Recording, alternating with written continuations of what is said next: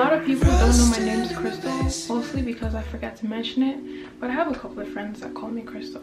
A nickname I was given would be Amari, and I respond to that sometimes. I feel like people don't understand who I am most of the time or what I'm about.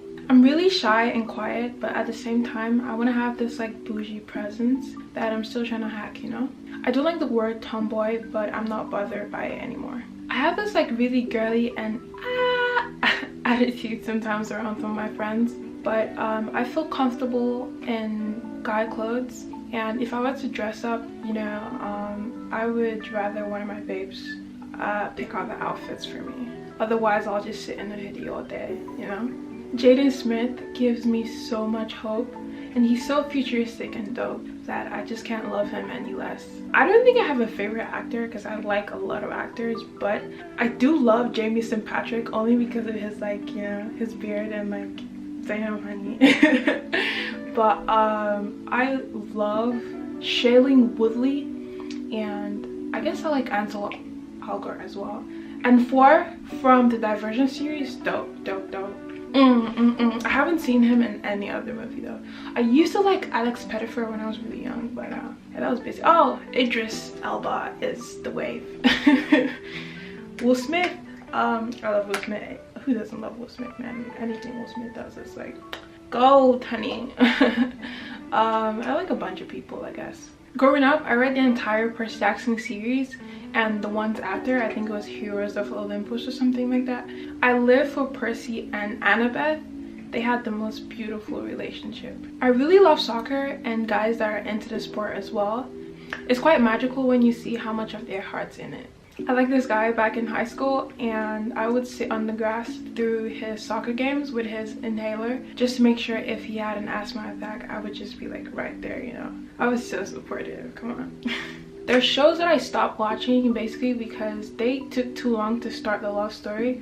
For example, Suits, you know, I waited so long for like Mike and Rachel to get together, but like I don't know what was up with them. And then I was so mad at Prison Break because I watched like 3 seasons, and then I'm like, okay, can you guys, you know, give us some action? And then they go, I was pissed. I was pissed. It's the same reason I'll soon stop watching Lucifer, because it's taking too long to get Chloe and what's his name? Lucifer together. The Vampire Diaries is one show that I can't live without, and I've literally watched it like 6 times over all through the seasons. But I kind of stopped where you know, Elena got out of the show because I don't want to see a world without Elena. Simple as that. I could get really awkward around people that I meet, and I'm just thinking like, damn, what do I say? What do I say? What do I do? Am I okay to stand here? Do I stand too close or too far? You know, it's like I think too much, and because of that I end up not saying anything. I'm probably just gonna like shy away and be like in the corner or something. I'm so into love stories that I write about it all the time, and usually there's like a love triangle because I feel like love is never so straightforward.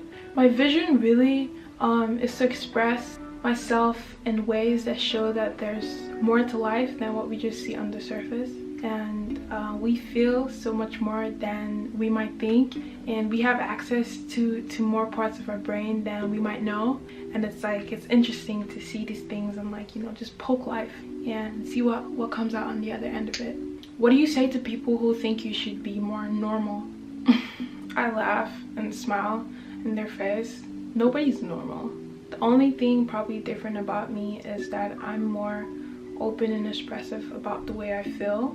What you realize is a lot of people don't know who they are when they are not in a group, and for the many, that group is society as a whole, and people will bend and change as society does. I've never really been a group person, you know. I'd rather just hear my thoughts, and I love to spend time by myself. Once I spent some time, almost 2 months, in a hotel in New York. It was one of the best times of my life, you know.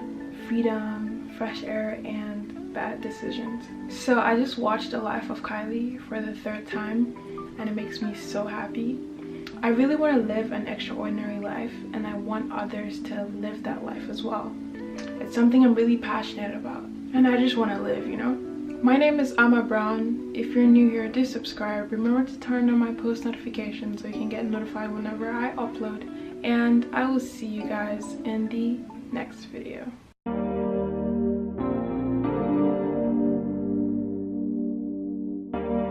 I'm a misfit. I love being a misfit and stuff. Like it's like my life. It's part of me. I've always been a misfit since I was like what, 10, 11. I think something I'm getting used to is the fact that it's hard for certain people to understand me.